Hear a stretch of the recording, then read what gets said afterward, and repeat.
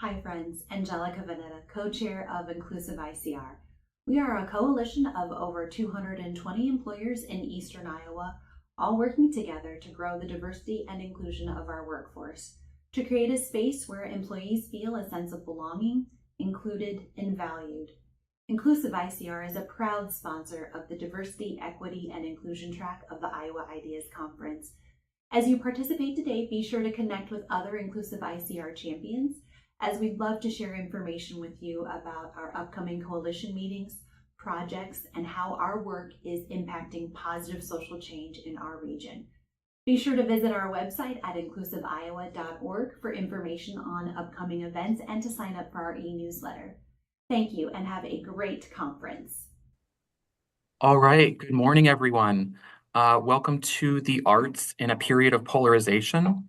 This is our third session in the Arts and Culture track and our first intersection between arts and culture and diversity, equity, and inclusion for Iowa Ideas 2024. We're so glad to have you here with us today.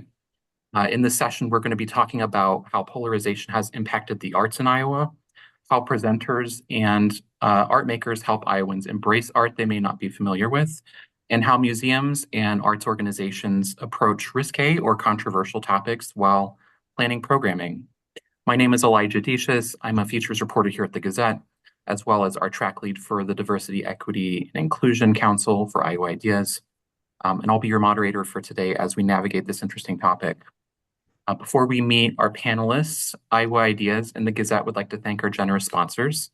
This session is sponsored by Inclusive ICR and ITC Midwest. We have a great panel today. Up first on our panel is Jacqueline Hunter from the African American Museum of Iowa. Jacqueline, tell us about yourself and the work you do on this topic. Yes, hi, good morning, everyone. My name is Jacqueline Hunter. I am the museum educator for the African American Museum of Iowa. I've been in this role for a really short time, only 2 months. I am coming, however, from K-12 education and higher education, working again, particularly with social science students, those who are desiring to be teachers and those students as well.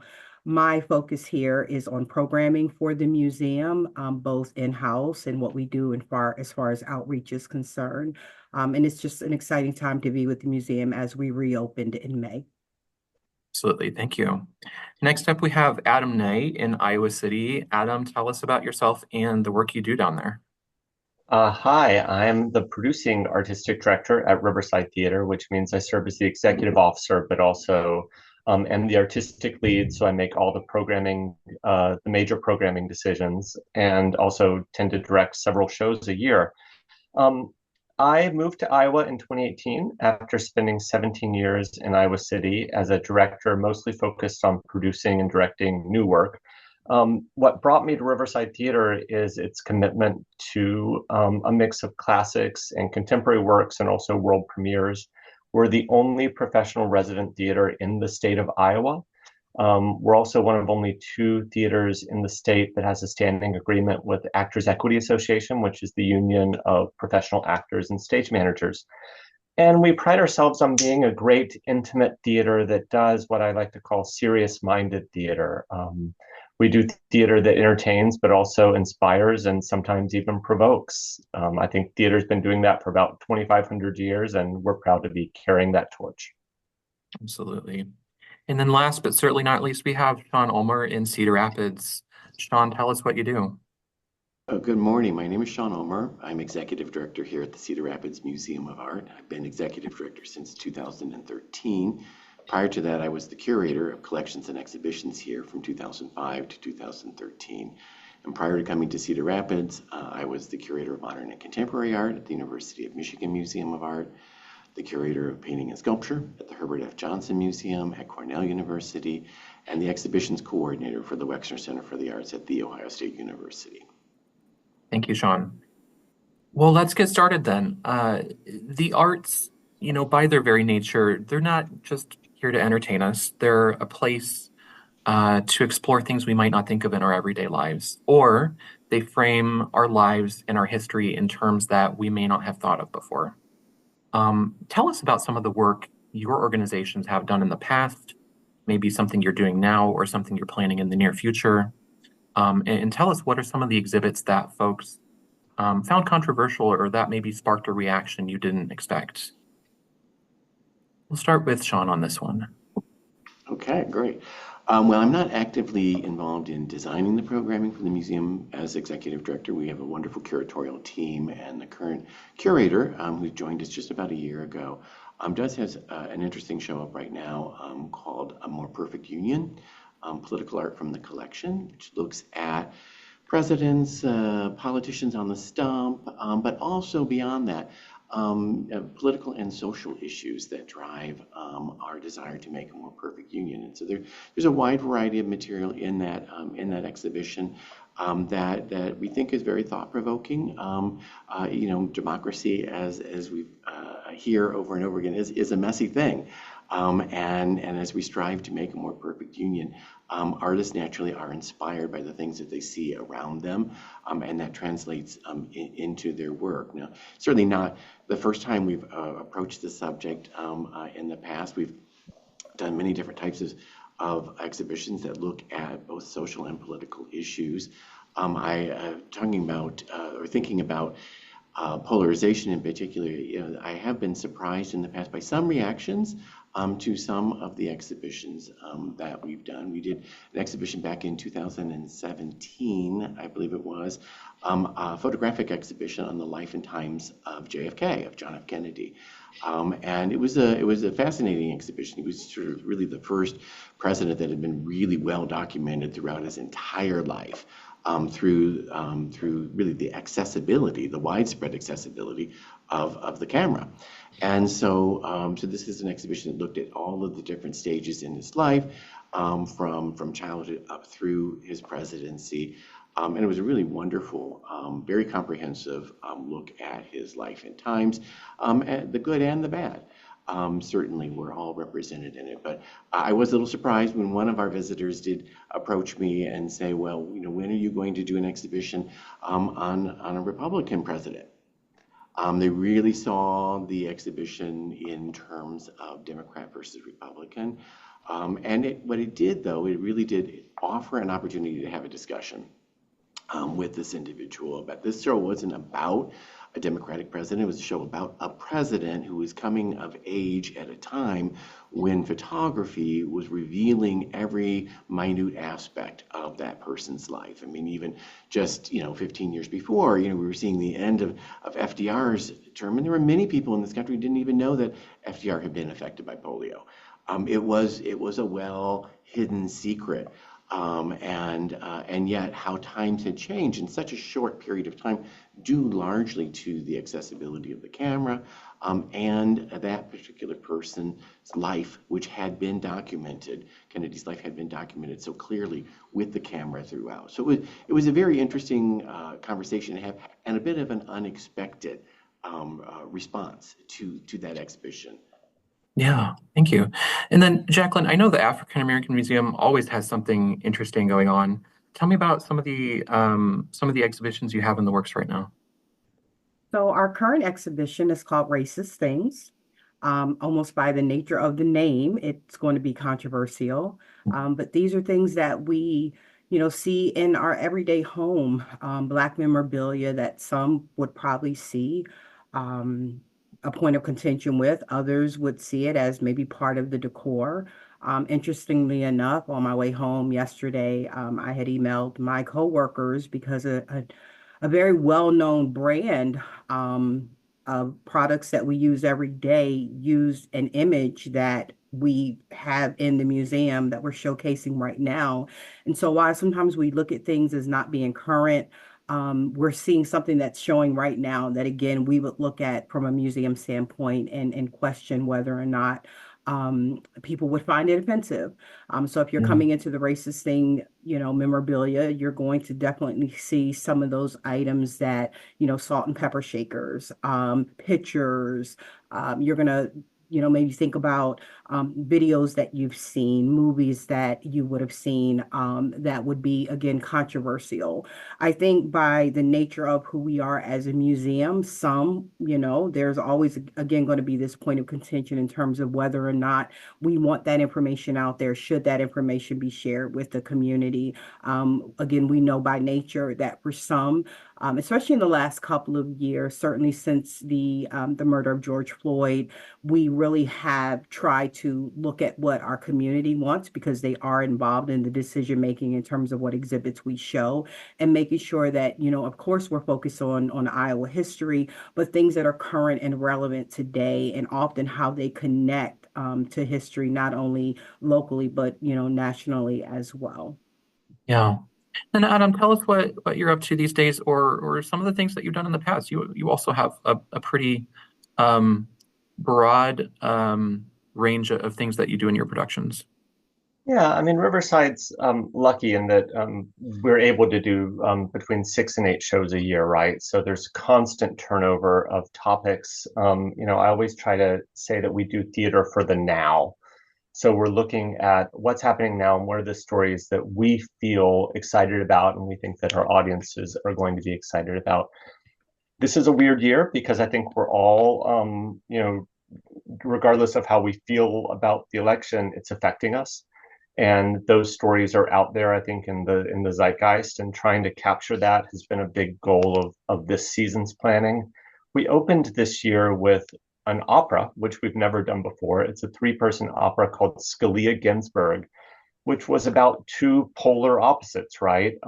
This hero of the right and this hero of the left, and their deep lifelong friendship, which was based on a shared love of art. It was based on a shared love of opera. And I think that speaks to our overarching belief of what I think theater can do. Theater and opera remain two of the only art forms where it's not about an individual's response to art so much as it is about sitting in a room together, all taking in something and listening to something. I love to have this factoid that when we do that, our heartbeats actually start to sync up. And I think that speaks to this kind of very ancient need for collective stories. One of the successes of Scalia Ginsburg was that we had a number of community talkbacks, and one of them was sponsored by the Iowa School of Law, and it brought together 2 Supreme Court justices from the state of Iowa to speak about their process. And I would say that one thing that was surprising to me about our public's reaction was how civil it was. This is not a great time to be a justice. There's a lot of deeply felt, rightly so, emotions about the decisions that have been being made. And the fact that our audience was able to listen to these 2 people who are so high up in their field, and also, for that matter, listen to the opera, which did not shy away from talking about the strongly held beliefs of both of these justices. And I was amazed at how many people felt for both of these justices. Iowa City is a very liberal town, so in a weird way, I was thinking, oh, I'm going to get letters about how we're heroizing Scalia. And everyone, there was this empathy for the human that Scalia was, which is, I think, the human that Ruth Bader Ginsburg saw. I think that spoke to me about the power of how these stories can address controversial topics, but also bring people together. Yeah. And that's a really interesting point. We all love a good story. A good story gets us to listen in ways that other formats cannot. And that's something I really enjoy about journalism, is being able to tell the story and engage people in ways that they might otherwise kind of wall themselves off to. Um, Adam, how do you use storytelling to, expand the horizons of your audience? And why is it such a powerful tool, particularly with these, more controversial things? Yeah, I like to say that stories matter. The great philosophers used stories to tell their point. They didn't just say, this is the truth. They used a story to do so. If you think about, even Jesus's Sermon on the Mount was a series of parables. I think that no one likes, I certainly don't like to be told how to think. I don't like to feel attacked. I don't like to feel that I'm wrong, even though I'm fallible and I'm perfectly wrong a lot of the time. Stories allow us to kind of have an in. Um, I don't, I shy away from theater that is on its face meaningful. This is the story that we need to hear. I want to be engrossed in someone's journey, in an individual's attempt to find their way, to find truth, to find dignity, to find justice, to stumble along the way. Um, that gets me invested in their story, and that opens up my soul to hear greater truths, or not, or just to be entertained. And I think both are okay. Not everyone is able to take away the great truth that every work of art has, but if they can take away a story and invest in that, I think that we've planted that seed. Yeah. Jacqueline, I want to hear your thoughts on this too. Storytelling as a tool, how do you harness the power of that? Storytelling is central to the work that I do here, whether I am leading a tour or I'm doing a presentation and part of our outreach efforts. Just this past Saturday, we host a First Saturday event. The first part of the morning coffee and conversations is really dedicated to giving our community a chance to just engage with the exhibit, and then to have a place to process some of those feelings, and we have those conversations. But we also do American Girl Days here, and that follows. And this past Saturday, we did the story of Addie, and Addie's story is about her being enslaved and, making her way to freedom in Philadelphia.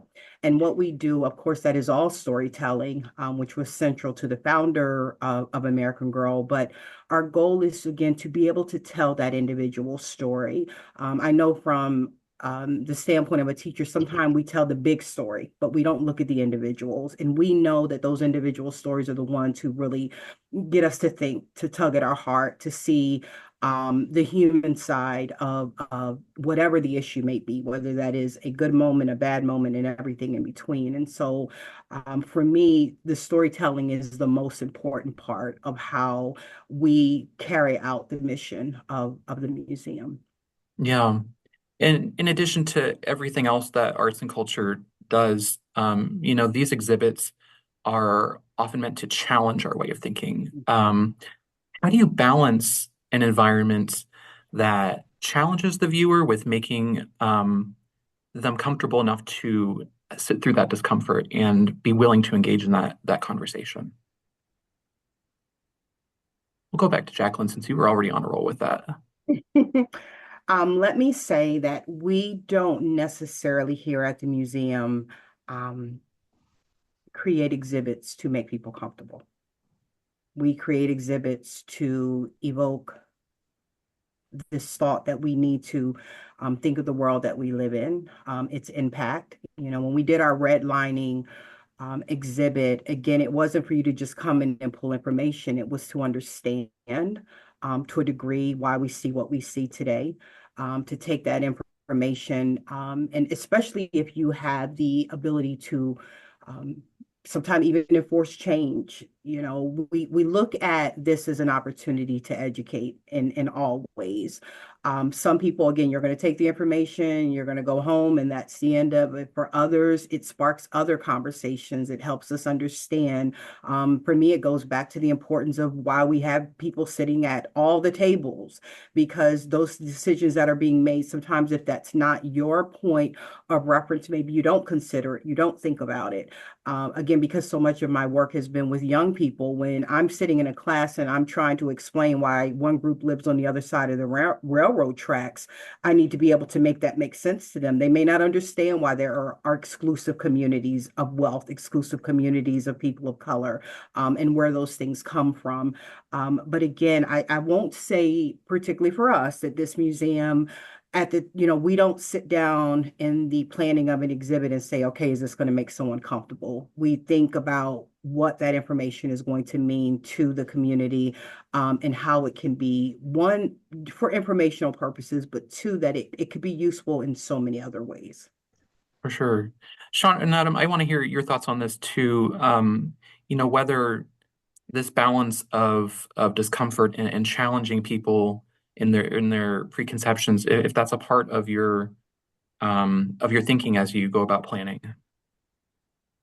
I can speak, from the museum. Certainly, we have a mixture of exhibitions. Some are more challenging than others, but each one of them, I think, presents an opportunity to learn about the artist or the period that produced that art, but also an opportunity to learn about oneself. Because we want that to be part of the process, and that can be through challenging works of art. I mean, it's not uncommon for visual artists to tackle challenging issues. They really reflect the world around them, and in any given moment in time, the world around them is filled with all kinds of challenges. And artists reflect that oftentimes in their work. And we can learn about those challenges in that time period or in that particular geography or something like that. But to learn just sort of about the other, well, that's very, very useful and very helpful.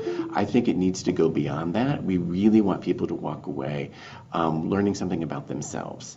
It is okay to have a reaction to a work of art. In fact, we would love for people to have a reaction to the work. The artists, I think, would love for people to have a reaction to the work, whether that's an intellectual reaction or an emotional reaction. I think they really would, desire that the viewer has some sort of interaction with the work. But then to take it one step further and to ask oneself, why do I feel this way? Or why does this make me think this way? To really investigate themselves. And that's one of the things that I think art can, in all of its forms, can really do. I know it's true in theatrical arts and the performing arts, where you get involved in really involved, both as a communal, as Adam was saying, sort of with other people in the audience, experiencing all the same things, but really sort of going into the scene, being part of an onlooker onto that story. It's a little different with static works of art hanging on the wall. We have to go a little bit further in trying to open those up for people. We do that through expanded labels, where we talk about the artist, if that's if that's if that is enlightening, or the period, or what the kind of the issues were that went in to the work of art, providing the viewer with the tools to help unlock that piece, which might be very distantly removed in time from the current day, helping them to unlock that piece without telling them what to think or how to feel, stopping short of allowing the viewer to complete that process. Yeah. Adam, I see a lot of nodding. Is there anything you want to add here as you're, going through this, since yours is a slightly different aspect than Jacqueline and Sean's, just by the nature of your work, I'm curious, is it hard to get your audience to put in that kind of mental labor? Because a lot of people go to shows to be entertained. Yeah, I mean, I think that we've done a good job at Riverside curating both. I mean, sometimes we joke that we do plays that people don't want to see, which is of course not our goal. But we do plays that occasionally elicit strong responses. I think that in a weird way, once we get them in the room, we've won. But the challenge is, how do we frame the story and make sure that people know that this is a story for them? For example, we did a play right before the Iowa caucuses in 2020 called The Agitators, which was about the friendship of Frederick Douglass and Susan B. Anthony. And we intentionally had two show sponsors, one of whom was a former Republican congressman, and the other was a current Democratic state senator. Having those two names above the title signaled to our community that this is not a play that's going to attack you. This is a play that is welcoming a larger umbrella political discourse. And I think that set the stage for people to come in feeling welcome. We're doing a play right now called POTUS, which is about 7 women in a highly dysfunctional White House, led by a man who is based on probably some amalgamation of all of the dysfunctional presidents of the last 40 years. This play has a lot of language in it. And we've made sure that our audiences know that they know it's going to be hilarious. But also, if this is not the play for them, we want we don't want them to sit in the room and the lights go down and all of a sudden they feel trapped. Um, that said, I think that something really amazing happens when the lights go down. I think especially in an intimate theater like ours, people do want to listen. It's kind of like people are awful on social media and in the comments, but one-on-one, a lot of people are quite lovely and empathetic. I think that theater, when it's good theater, elicits that empathy and that kind of healthy decorum that folks have, where you want to give someone the benefit of the doubt. You want to give this story the benefit of the doubt and listen to it. That's what I hope that we do. In some ways, I feel like if someone walks out of the theater, that means we've failed.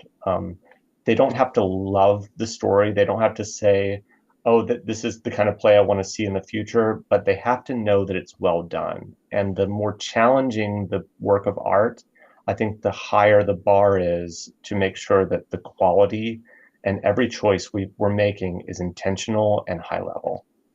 Yeah. It's, no secret in our country that we're more polarized than ever, especially in the political sense.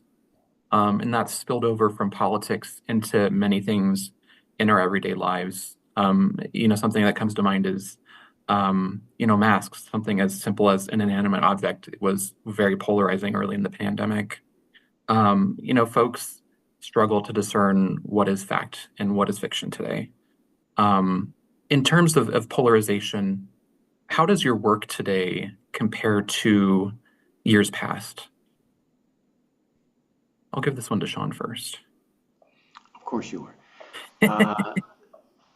That's a very good question. I've been in this sector, in this business for a very long time, over 40 years now. And I've seen, the kind of shows that we were doing and the kind of times that we lived in when I was doing exhibitions in the 80s and 90s were quite different than times now. There were a lot of very challenging visual arts exhibitions out there. There was a lot of ground being broken.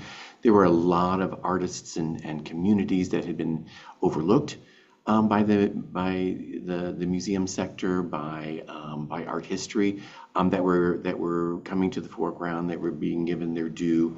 And certainly there were some strong feelings and some controversial topics there, but they weren't really of a political nature. And I think that you really kind of hit on it when you say that there's a lot of political polarization now, and I think that really kind of is at the kind of core of it. There was, when we were dealing with more broadly social topics, there was less of this polarization than we're seeing now with politics playing a part. We are not afraid of that. We're obviously have a political exhibition up right now that kind of looks at some of that.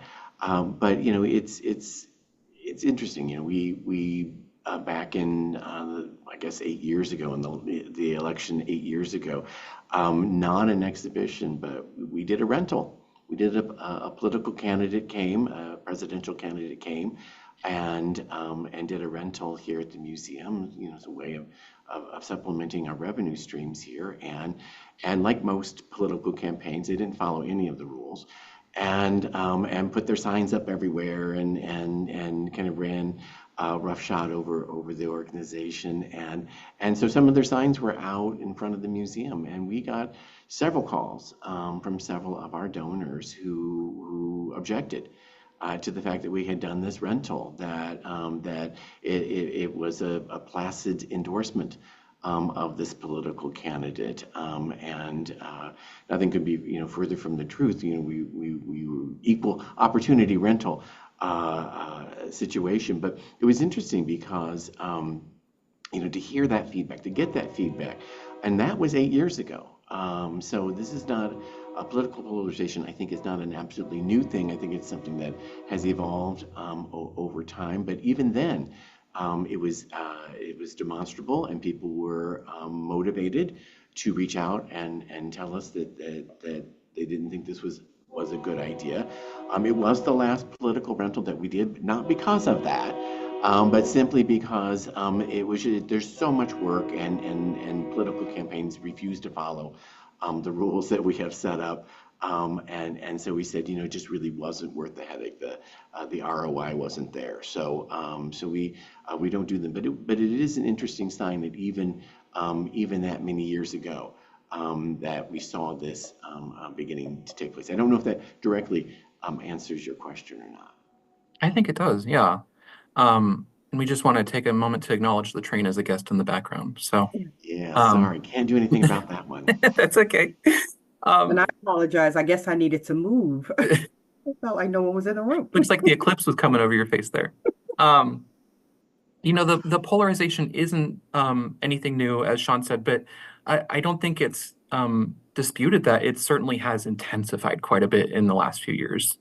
Jacqueline, how has this affected your job there? I mean, you already had kind of a tough job to begin with before polarization got more intense. How has it made, or has it made your job more difficult, or has it presented new opportunities for you to harness as learning points for folks? So I did speak with my coworkers regarding, how were things before. They felt that we were safer in the Mm, past, and that in the last couple of years, we have, again, because our community is also involved in the decision making of the exhibit, have really wanted to make sure that we're being true to the communities that we serve across the state of Iowa, and that there is some relevant conversation that is happening. When we do these exhibits, what does that mean? So when we looked at redlining, again, that's not something that was happening in another state, another side of the country. That was happening right here. Does it again play into what we see in Cedar Rapids or across our state today? When we talked about when we did the exhibit on suspensions in school and the impact to Black and Brown students, how, again, relevant conversations that, even though, again, we may look at as something of the past, are still showing themselves today. And there's been pushback, particularly when we are having these conversations about things that are happening closer to home, because again, it's one thing to talk about it in another state, it's something else to talk about it at home. But we know that these conversations also force us to recognize whether or not change needs to happen, or can it happen. And so while, again, we don't create exhibits with the idea that, okay, now all of these different things are going to manifest as a result, we do know that, again, it supports the idea of holding those conversations, this museum holding space for really important issues within our community. And so I think the universal thought around our exhibits is that now they really are intentional about what we bring to the forefront here at the museum. And for me, it's an exciting time to be part of those conversations. And how do we take, again, what we're talking about here, because it influences what my outreach looks like in the conversations that are being had outside of the museum, as well as, things that we talk about in-house. yeah. Adam, I know you've said that your audience tends to be a little bit more liberal, and I think that's probably true for a lot of people working in the arts world. Some folks might say that makes things easier, but I think it comes with probably its own set of challenges, no matter which side of the aisle your audience is on. How has this polarization affected, what you're able to do, what you present? Well, I think that we're a lot more careful. I think that whenever we make bold statements, we want to make sure that we're not kind of, feeding, feeding the wolves that are going to come out. For Riverside, we've tried to more and more let the work speak for itself, and to not take kind of public positions on a lot of the challenges that are facing our community. I think that a lot of our artists feel very strongly and clearly are active doing so. But as an organization, I think that our role is to provide that kind of meeting space and a space to come together with stories. The risk is that as audiences become much more polarized, and as theater audiences and artists become much more liberal, we become an echo chamber, right? And that we become a space that is not perceived as welcoming to larger swaths of the community. Um, one, you did ask how would work look differently 10 years ago or 15 years ago. And I think that the work on our stage looks a lot different. It looks a lot different because the people on our stage are different. We've been, as a policy, our org has been making sure that our casts and our artists in general better reflect the demographics of Johnson County, and on a larger sense, approach the demographics of the country. A lot of theaters, Riverside included, was producing primarily plays by white men 10 years ago, and that's not the case now. 50% or more of our casts are women or gender nonconforming or non-binary individuals. Approximately 30% of our casts in any given year are BIPOC individuals. We do that to expand the types of stories that we tell, but also who gets to tell these stories. The actor playing Scalia was Asian American. You know, these stories, Shakespeare, Shaw, contemporary works, belong to us all, and Riverside tries to say that through its actions, not through lauding our achievements through statements online. I think by not making big statements online, I think that keeps us from setting ourselves up to be a target to individuals who hear those buzzwords and say, this theater believes this, and this is not a theater for us. But once someone comes into the park and sees a production of Shakespeare, I like to think that seeing a cast that better reflects the community does affect change, even if it just plants a little seed in that person's mind that, oh, that's not what I thought Shakespeare looked like. I think that creates meaningful change on a very individual level and kind of in the long view. Yeah. This idea of civility in society, it's something that used to be much more widely embraced, whether that was politics or in anything else, really. And for the most part, we seem to be in an era that discounts the value of that. We have a hard time being friends with people we have fundamental disagreements with, and keeping those lines to engagement open. The civil rights of various people, whether that's people of color, LGBTQ people, other marginalized groups, they've become a bigger part of our recurring discussions publicly. How do we foster civility among our disagreements when a human's basic rights are part of the questions in the public discourse? I want to go to Jacqueline with this one. Oh, you got me.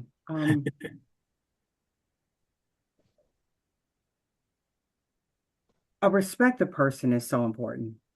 When you come into the museum, my thought is that curiosity is already there, and I am going to honor that curiosity. I joke often around here, I love to go camping. My family and I when we go camping, tend to be the only ones. But I've never had a bad camping experience, because no matter what we may think outside of these trees, when we're camping, we all have that one thing in common that we all seem to value and appreciate.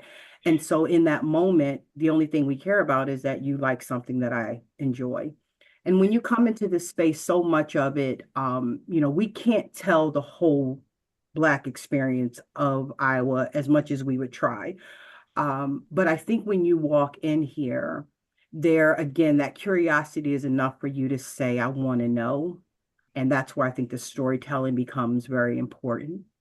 There are so many people who have contributed to the fabric of our nation and our community. And this is where we get to tell that story. And this is where we get to tell where those differences have come together for the greater cause of our community. And that is the beauty in this. Very seldom, and I'm coming from Central Florida, and It's so diverse. There are so many people from all across the country that I would engage with often. Many of my students were coming from outside of the country. And again, there's always going to be those commonalities. It may be something, we're all on Facebook, we're all on TikTok, whatever that might be. There's always going to be a commonality that you can find. And I think that's the important part. That's what we lose sight of. We focus so much on the differences that we don't focus on those things that we both enjoy. Like any other parent, I want the best for my children. I want to raise them in a beautiful, happy, healthy community. One of the first things that I ask when I meet people is, "Are you from Iowa?" Because at the end of the day, we all ended up in the same place, no matter where we've come from. And I think there is the commonality of that. Driving through Marion. Marion is absolutely beautiful to me. It reminds me of New Jersey. And so I always, again, whether I'm in a social setting, whether I'm in a meeting, again, I'm looking for those commonalities. And I wish that we spent more time focused on what we share and those things that we enjoy than all of those things that divide us. And that applies to my personal and my professional life. Yeah. Do you find it still easy to find those commonalities? For me, it is because, and I do think some of that comes with age. I don't Mhm. go from 0 to 60 as quickly. Because at the end of the day, again, we're still trying to figure out how we're going to put food on the table. We're still trying to get our kids to the sports activities in the evening. We're still trying to enjoy the best, or I hope we're trying to enjoy the best in who we are. Can you get through to everybody, Elijah? I don't know. I realistically, I know that that's not true, but I've been in enough spaces and places in my life to realize that there's always a way to find that one thing that we have. And if for some reason we don't, I have to kind of put that ownership back on the person who maybe is just fighting me in the room. Mhm. And maybe there's something that they need to deal with, but I'm never going to escalate, especially, I mean, in this role, certainly, if you come into the museum, there may be pushback, but again, that was a conversation we had. And I had a coworker said, "Jackie, I can tell you one time where we had someone who came in and challenged us. It just doesn't happen because, again, the assumption is if you're walking through the building, you want to know, you're curious. And that curiosity is something that we are able to hopefully feed in this environment." Yeah. And I loved, by the way, how you said you honor their curiosity. That phrasing will stick with me for a while. Um, I want to take a moment to remind our guests watching that you are free to submit questions to us in Huba. If there's anything we're not talking about yet that you want to hear, please let us know as we get into the last quarter of the hour. Um, Sean, let's go to you. I want to hear how you think we can, rebuild this civility among disagreement, and how arts and culture could be a way to help rebuild that bridge. Absolutely. I mean, to underscore what Jackie was saying, communication, conversation, she does that a lot through her educational programming. And we see that as an opportunity for us too. I mean, we're not always there in the gallery setting to sort of mitigate the work or to interpret the work firsthand with the individual. So we craft, tours, we craft educational programs where we have the opportunity for people to discuss. As Jackie said, many of the people coming through the door are already curious. They're already there. They're already engaged on some level. But even within that nucleus of curious people, there can be great and wild differences of opinion, and that can foster really exciting conversations. And so, one of the things that we really endeavor when we're giving tours in the museum setting is to let people talk. Let's hear them. Let's hear from them. We pursue a kind of a visual thinking strategy program here where our docents actually ask questions as opposed to reciting facts and figures and talking to or at an audience. Instead, they ask questions and want the audience to participate. Oftentimes, these questions are very open-ended. There are no specific, correct answers. We're not asking, when was this artist born? Where is he? What do you see? What do you feel? What does this make you think of? And in that way, people, by sharing, are helping others in that group see things from their point of view. And oftentimes we'll say, oh, I never thought of that, or I never saw that. And that's where a lot of the magic can happen. I know the artist would be thrilled, to have this kind of conversation from people looking at their work. And so what we try to do is we try to foster an environment where those kind of conversations can occur. And you don't have to agree or see things exactly the way that somebody else does. In fact, how boring would that be? But to be open to having that conversation. And I think that oftentimes is the core of civility, really, is being respectful of somebody else, allowing them to voice their opinion, or in this case, their reflections or what have you, and they doing the same to you. And again, we have a primed audience, if you will, people, this curious audience, as Jackie described them, who are ready and willing to do that, and oftentimes that's where the transformation happens. You see something in a different way because somebody else, someone just like you, saw it in a different way and kind of opened up or unlocked a piece for you, in a way that you hadn't seen yourself. So that's a nice piece. I love it. It's visually very pleasing. But then somebody else has made you go deeper, and looking at it, and you discover something about it, and you discover something about your fellow human being, and you discover something about yourself in the process. And that's an ideal sort of outcome for an experience in an in-gallery situation. Yeah. So the description of this session uses the word risque, and I want to kind of expound upon that because I think risque has an inherently sexual context. And, we're talking about things that are not just risque, but they're, not easily received in a certain way. Does the very nature of these topics spark a kind of curiosity or a kind of magic that less controversial topics can't accomplish? Is there a certain magic to these things? I want to hear Adam's thoughts on this. It's been a while since we've heard from you. Um, I go back to that honoring curiosity. I feel like if we can set the table and get them in the room, then we can stretch them, right? It's like going to a restaurant. It's like if it's a weird restaurant, you're like, oh, I don't know if I'm going to like the food. But once you go and sit down, you're kind of ready to be surprised, even if it's like this deconstructed thing, it's an adventure.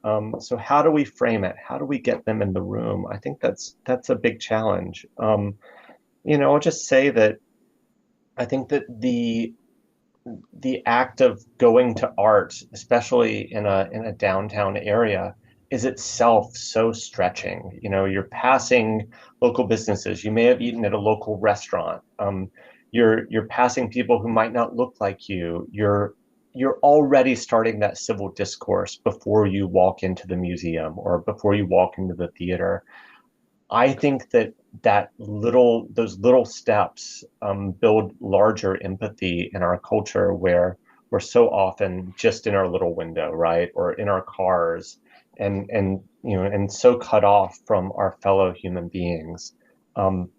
Once we are able to release that and to activate that curiosity, I think that humans are by their very nature curious and want to be slightly shocked occasionally, as long as we feel safe doing it. Yeah. Museums and arts and culture institutions are often nonprofit, as I believe all of you are. You often rely on grants, endowments, donations. How has the landscape for funding changed with this increase in polarization? Have funders voiced concerns about controversial exhibits, or have certain grant sources maybe prompted the need to moderate your programming? We'll start with Jacqueline on this one, if you have any thoughts on that. So we were just having that conversation earlier. It looks like funding has, for us, consistently been the same. I personally worry. I know that following, again, the death of George Floyd, there was this outpouring of support behind the DEI word. Mhm. And as we talk about polarization, we've seen where companies have retreated and they're walking back from some of that. I think that everyone on this panel does important work. One of the things for me, I grew up in a home where I went to museums and I traveled and I had those experiences, but I know that there were many, particularly those that were coming from limited income families that didn't. If you say museum to me, I still think middle class. I still think there's a certain demographic that's taken advantage of that across the board. I know that often there are not many people who look like me in the very same spaces that I occupy. And we know that those DEI dollars have been focused on everyone else. And I hate to see that be lost. We talk about the fact that we don't see as many students coming into the museum because funding has been cut in education, and that's just not there. And so there are some things that should be because they should be. Mm. And I don't want us to get away from the importance of, those supporters to the work that we all do, to see us walk back those dollars. Because again, I would like to think that the museum, with some of the initiatives and the dollars that came in, were able to do greater outreach, we're able to have, a greater audience. As I look at programming, a lot of my programming is focused on the audiences that we're not seeing, the Mm. teens, lower income families, children who, again, when we talk about the Addie series, I had a room full of young people who may not have ever interacted outside of the fact that we all had this, this American Girl doll in common. And so for me, reaching across the aisle, we use that term politically, but for me, it is reaching across the aisle into all of those other spaces that people, again, do not occupy. And I hope that those dollars will continue. DEI is a buzzword. It is what it is. It'll fade out in history, but the commitment that I think was initiated 4 years ago should, hopefully, it still needs to continue, because we do still have an audience of people in our amazing state that are not taking advantage of all that arts has to offer. Yeah. In the power of the arts and culture, so much of it is intangible, it's immeasurable just by its very nature. Do you think that we're focused too much on, extracting some sort of measurable objectives, at least Yeah. from a funding source and a grant source, maybe? Every grant and every grant making org and every sponsor has their own needs and goals. It's perfectly fine if one funder has specific metrics that they want to see. Those kind of unicorn grants are the ones that are just operating grants, and we always love those. I know that theater is always a little tricky for funders. I think it's a little easier for big corporations to think that the symphony is important, but when you're talking about new plays, which can often have language that particularly challenges those in power, that can be a tough sell. So theaters like ours really benefit from individual donors, folks who really believe in that kind of work. That said, I think that Shakespeare, which is our kind of big tent initiative, really does benefit from a lot of local businesses, in addition to folks like I'm on, who believe in the power of Shakespeare and great literature. The irony, of course, is that sometimes you wonder, like, if you don't like controversial things, have you ever read Shakespeare? Shakespeare, as any great artist is, challenges structures, challenges known knowns, and expands how one thinks. I love that corporations believe in that, and I wish that more funders weren't afraid of the headline when occasionally arts orgs get it wrong. Yeah. All right. We are in our last 5 minutes here. I want us to wrap up on one final question. All of your institutions are simply one place for these conversations to start, but a lot of the real work happens outside your doors after that started. How can Iowans continue the conversations you're all starting? How can they further the missions of arts and culture institutions in their everyday lives? We'll start with Sean with this one. Well, That's a good question. I think people need to.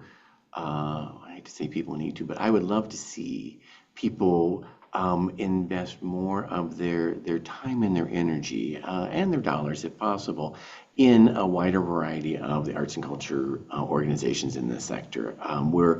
As Jackie said, everyone on this panel does great work in the community, but we are just three of hundreds of organizations. We're blessed in many ways in our particular region, really, but across the whole state, to have so many organizations doing such great work that enhance people's lives. I mean, as I say around here, they're probably tired of hearing me say it, we don't save lives, but we have the ability to transform lives. And I think that that's true of so many arts and culture organizations.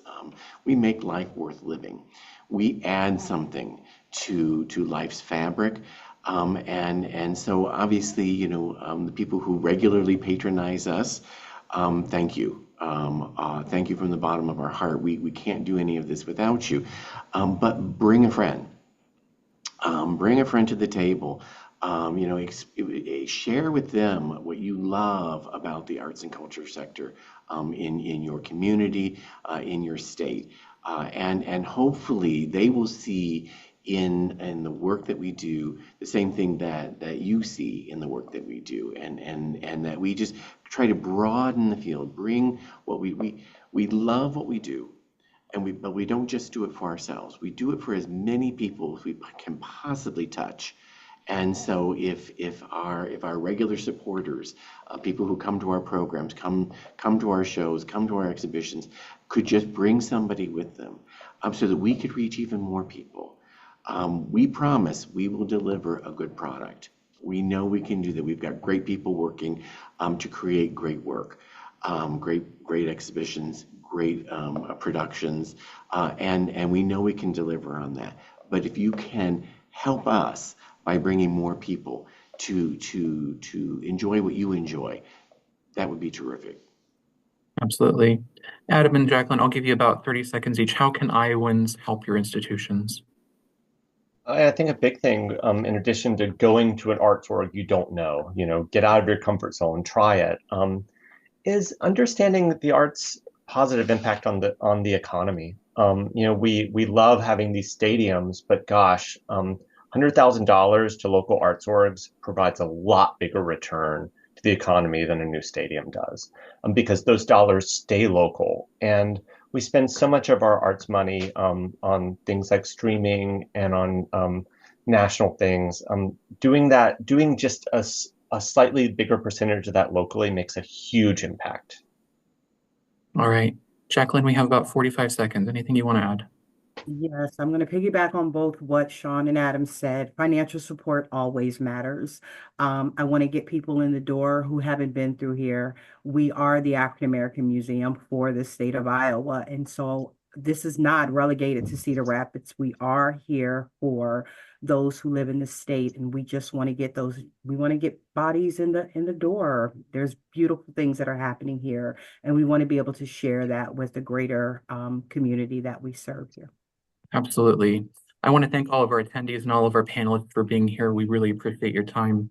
Next up on our arts and culture schedule today is Iowa's Peculiar Attractions, which starts at 1:55.